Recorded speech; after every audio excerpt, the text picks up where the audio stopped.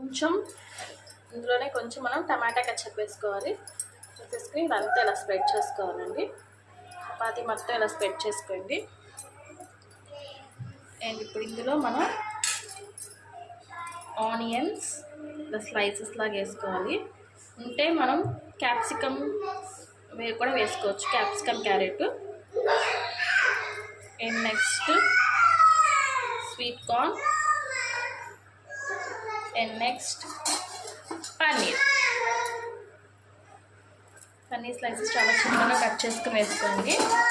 And trust me guys, ఇదైతే చాలా బాగుంటుంది. అసలు బయట రెస్టారెంట్ కంటే చాలా టేస్ట్ వస్తుంది. మనం ఒక్కసారి తిన్నారంటే అసలు మీరు రెస్టారెంట్కి వెళ్ళరు. ఒక్కసారి ఈ రెసిపీ ట్రై చేయండి, చాలా చాలా టేస్ట్ ఉంటుంది. అండ్ ఇంతే, దీన్ని ఇలా మనం ఫోల్డ్ చేసేసుకుని రోల్ చేసుకుని తినేయటమే. ఇలా రోల్స్ లాగా చేసుకుని ఇలా తినేయటమేనండి.